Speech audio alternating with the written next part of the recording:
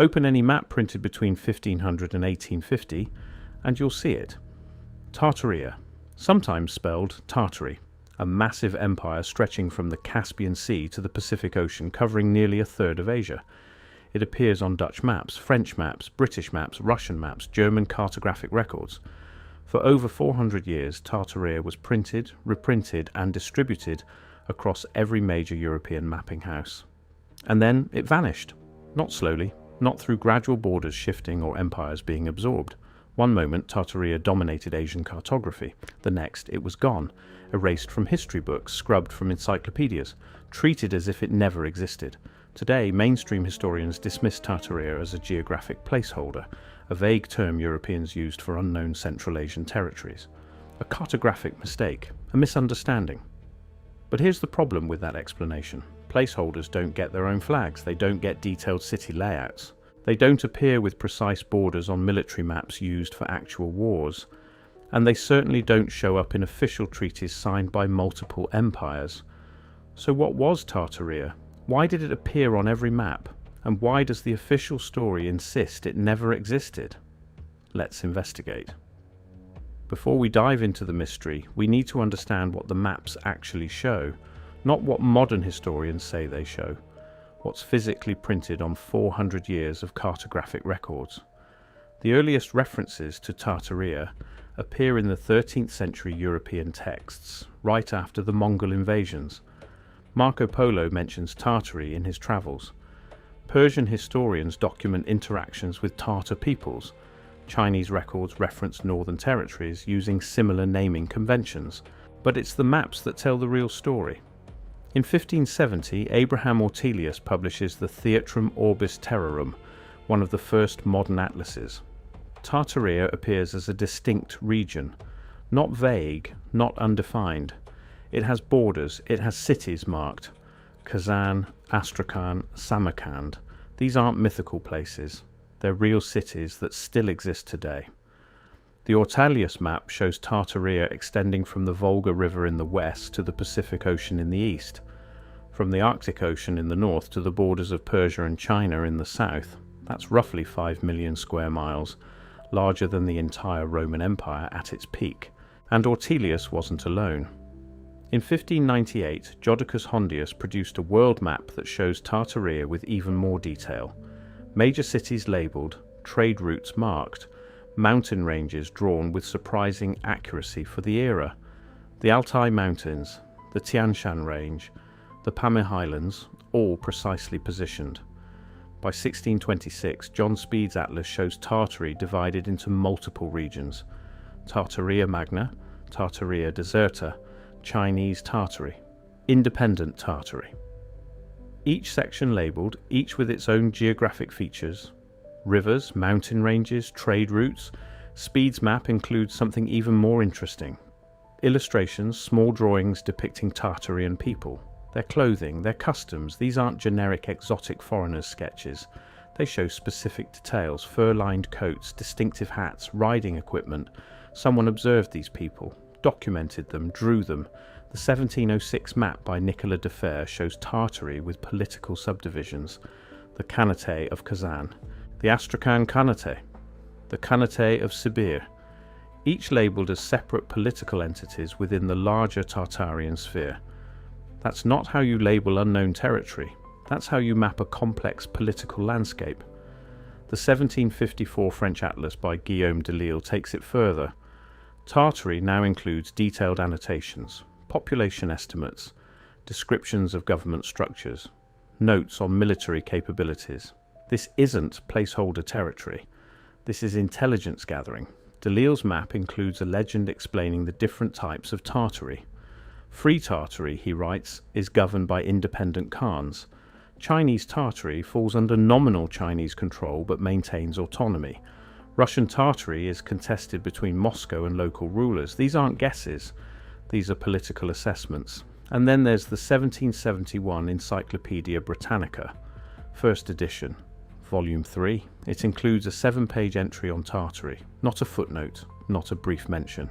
7 full pages describing its geography, government, military, economy and culture.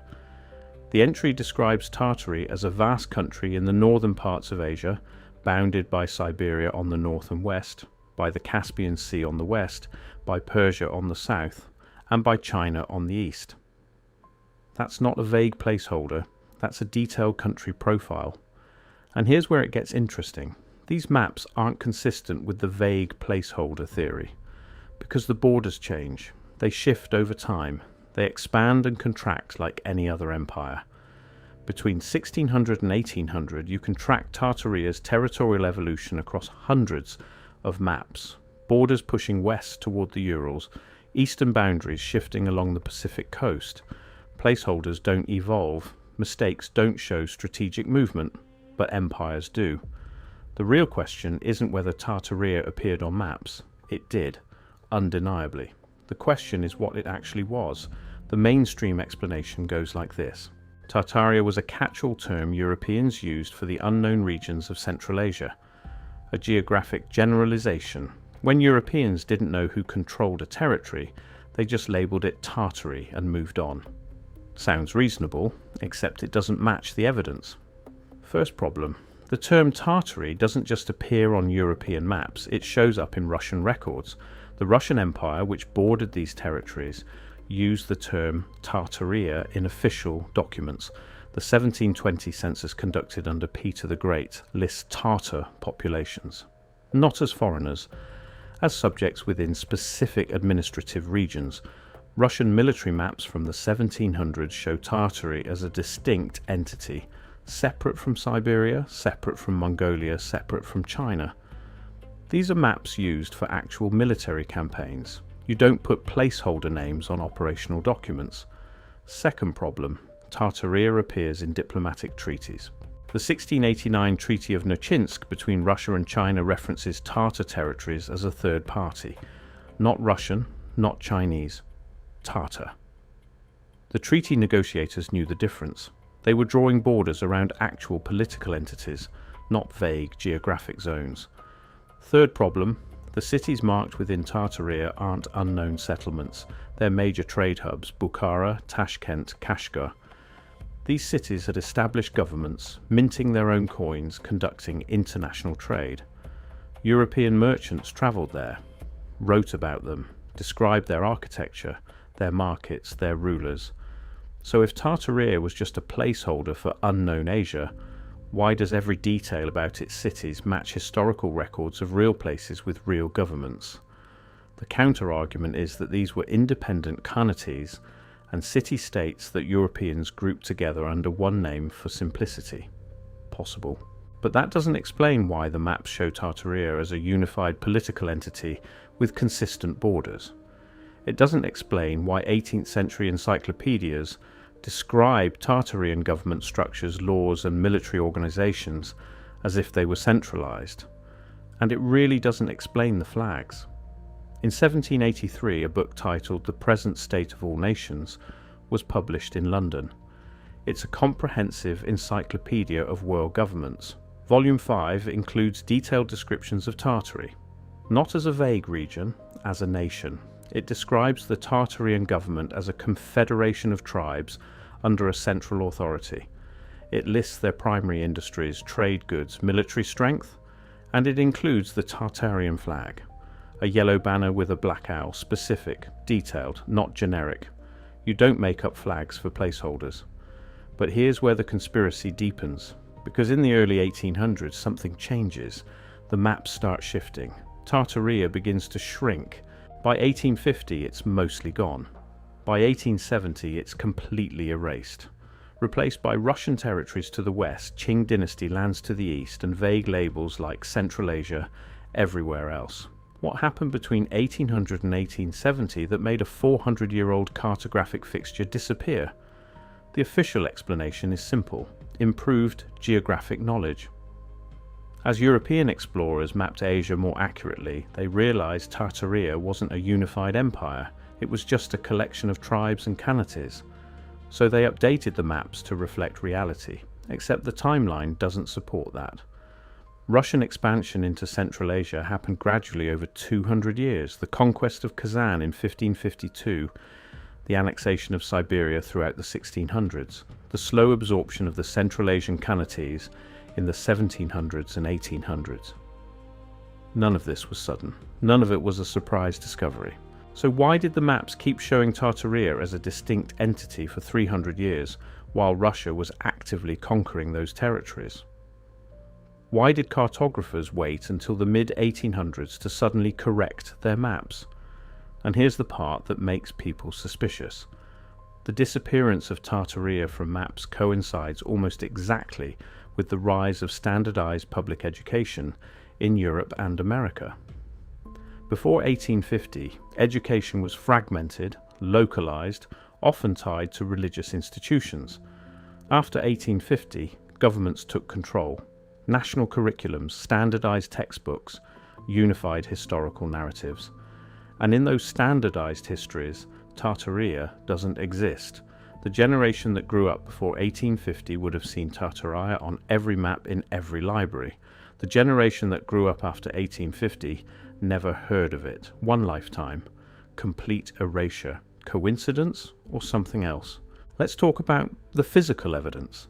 Because if Tartaria was a massive empire controlling a third of Asia, there should be ruins.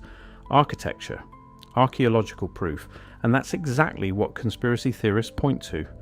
Central Asia is filled with megalithic structures that don't fit the accepted historical timeline. Massive stone fortresses, elaborate irrigation systems, underground cities carved into mountains. Architectural sites that mainstream archaeology struggles to explain. Take the city of Samarkand in modern Uzbekistan. The Registan complex features 3 madrasas covered in intricate geometric tile work. Official history dates them to the 1400s and 1600s. But here's the problem. The precision of the stonework, the mathematical complexity of the patterns, the sheer scale of the construction requires industrial-level technology. The tile work uses techniques that involve cutting ceramic pieces to tolerances of less than a millimeter. The geometric patterns incorporate advanced mathematical principles, fractal designs, non-repeating tessellations, the kind of mathematics that wasn't formally documented in European academies until the 1800s. Yet these buildings supposedly predate that by 200 years. And the scale is staggering. The Bibi Khani Mosque in Samarkand has an entrance arch 35 meters tall. The central dome spans 15 meters. The complex once had over 400 marble columns, each carved from single blocks of stone weighing several tons. Moving those columns, lifting them into place, achieving perfect structural balance that requires engineering knowledge and construction equipment that shouldn't exist in medieval Central Asia.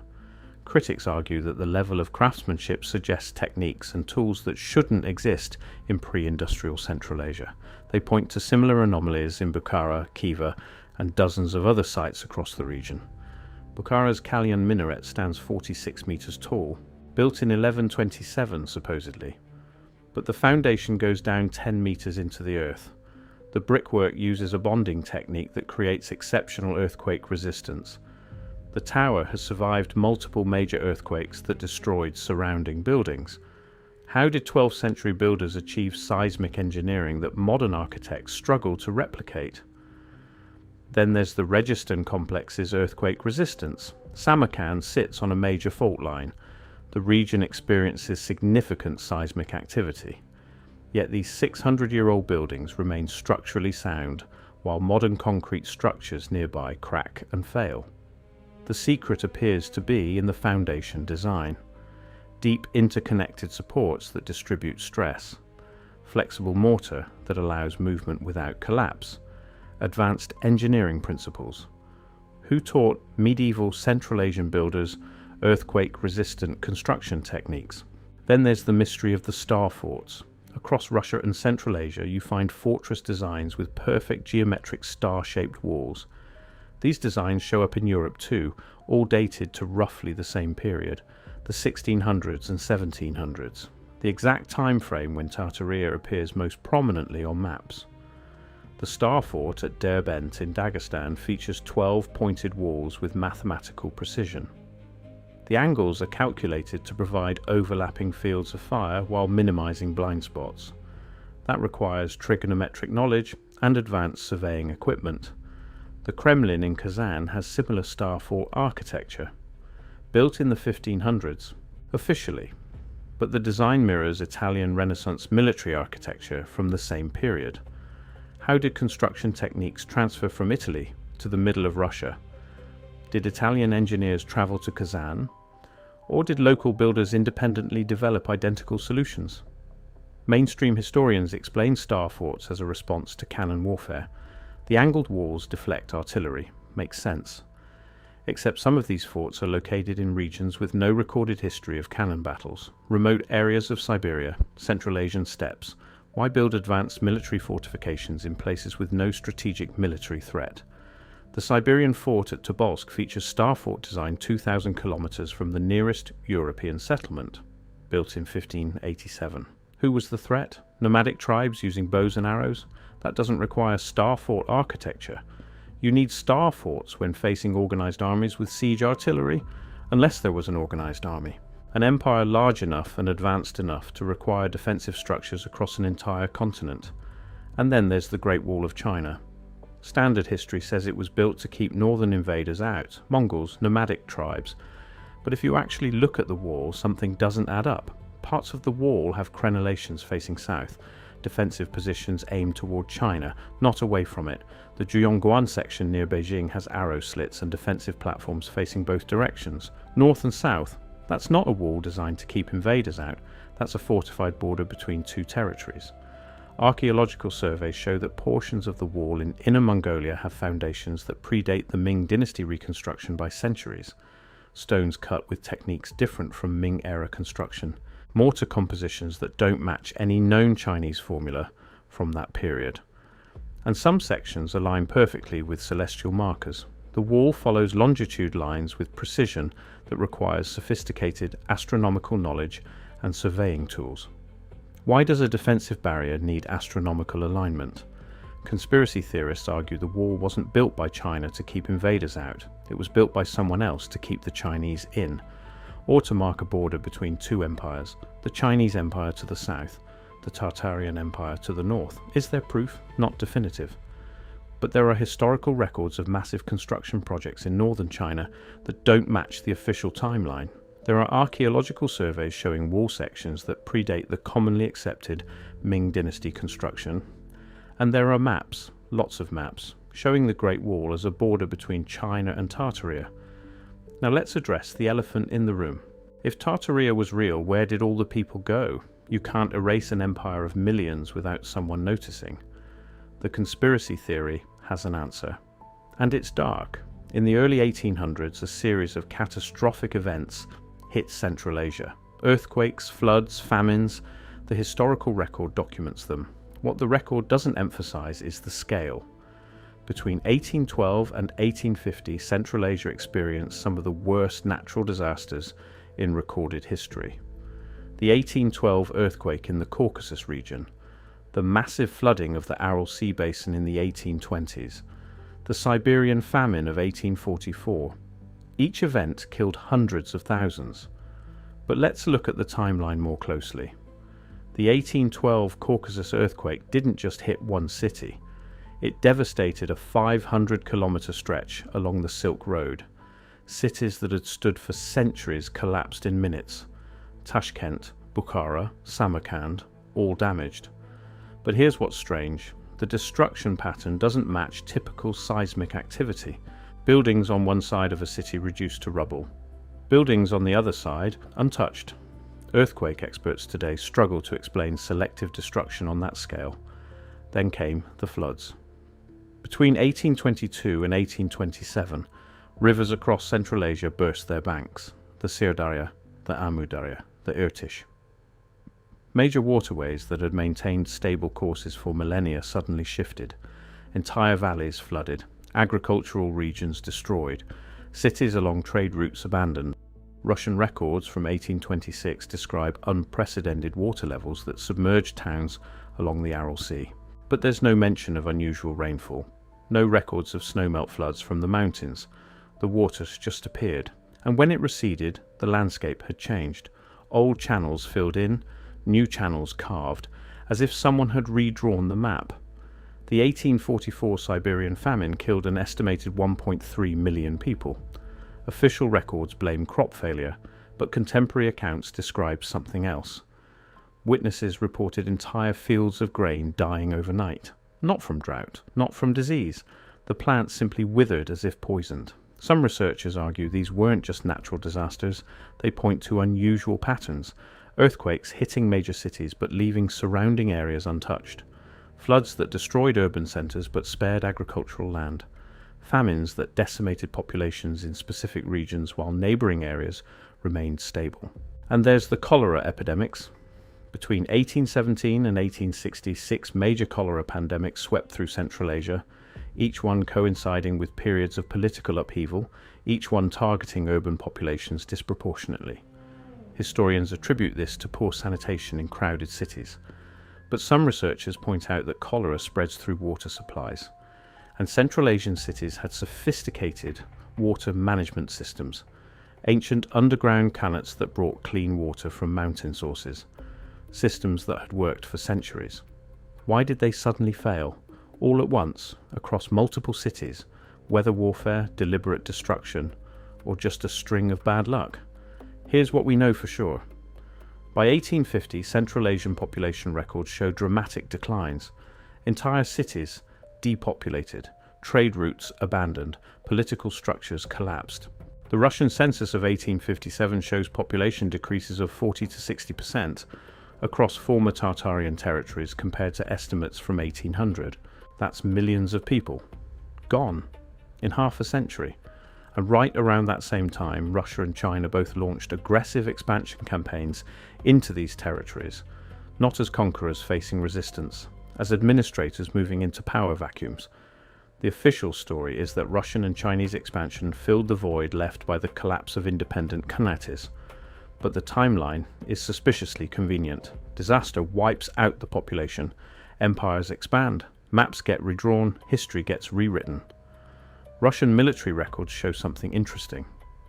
The conquest of Central Asia between 1850 and 1895 met minimal resistance. Accounts describe entering cities to find them partially abandoned, fortresses unmanned, granaries empty, as if the population had simply vanished. Within one generation, Tartaria goes from a fixture on every map to a forgotten conspiracy theory. Now here's where the historical record gets really interesting. In 1876, Russia conquers the Khanate of Kokand. Official military reports describe the campaign as difficult but successful. They claim fierce battles, heroic Russian soldiers, strategic victories. But archaeological excavations in the 20th century tell a different story. Battle sites mentioned in official reports show no evidence of conflict, no mass graves, no buried weapons, no structural damage consistent with artillery bombardment. It's as if the battles never happened. Similar discrepancies appear in records of the conquest of Khiva, Bukhara, and Samarkand. Official histories describe military campaigns. Physical evidence suggests peaceful occupation of already emptied cities. Where did the people go? Were they evacuated, killed by disasters, or did they never exist in the numbers the map suggested? So who benefits from erasing Tartaria? Follow the territory. When Tartaria disappears from maps, Russia gains Siberia, Central Asia, and access to the Pacific. China gains Xinjiang and northern territories. Britain gains influence over the Silk Road trade routes. 3 empires, massive territorial gains, and all of it justified by claiming they were just filling in the blanks on the map, bringing civilization to savage lands, documenting territories that were always theirs. But if Tartaria was a recognized political entity for 400 years, then Russian and Chinese expansion wasn't exploration, it was conquest. And that conquest required justification, required a narrative that erased the people who were there before. Erasing Tartaria from history means erasing the justification for territorial claims. It means no one can point to old maps and say, this land belonged to someone else. It means the victors write the history and the losers disappear completely. Is that what happened? Did the major empires of the 19th century collaborate to erase a competitor from the historical record? Or is Tartaria exactly what mainstream historians say it is? A vague geographic term that conspiracy theorists have blown out of proportion? Let's look at the evidence one more time. Tartaria appears on hundreds of maps from 1500 to 1850. Documented fact. It shows consistent borders, major cities, evolving territories. Documented fact. It appears in treaties, encyclopedias, and government records from multiple countries. Documented fact. And then it vanishes completely within one generation. Also, documented fact. The mainstream explanation is that Europeans used Tartaria as a placeholder term and later corrected their maps as knowledge improved. But that explanation doesn't account for the Russian and Chinese records that also reference Tartaria as a political entity. It doesn't explain the architectural anomalies, it doesn't explain the sudden erasure.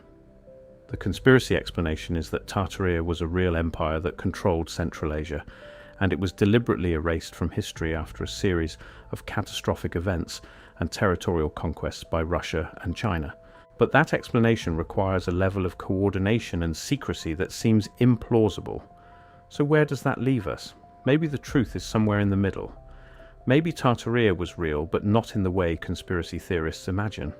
Not a single unified empire, but a loose confederation of city-states, khanates and tribal territories that Europeans labelled as one entity for simplicity.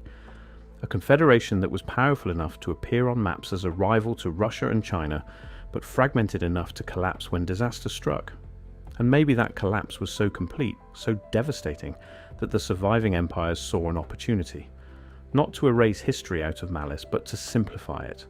To claim territories that no one was left to defend. To write a cleaner narrative that didn't include the messy details of what came before. Or maybe the conspiracy theorists are right. Maybe there was a deliberate campaign to erase Tartaria because acknowledging its existence would undermine the territorial claims of modern nations. Maybe the evidence is still out there, hidden in archives, waiting for someone to connect the dots. The maps exist, the cities exist, the architectural mysteries exist, the historical records exist. What doesn't exist is a clear, universally accepted explanation that accounts for all of it. And that's what makes Tartaria so fascinating. It's not just a conspiracy theory, it's a gap in the historical record that no one can fully explain. A 400-year-old cartographic mystery that disappeared in a single generation. So was Tartaria real? Did an empire that controlled a third of Asia simply vanish? Or is this just a case of overactive imaginations reading too much into old maps? The evidence is there. The questions remain. And until mainstream history provides better answers, the mystery of Tartaria will keep pulling people deeper into the rabbit hole. What do you believe?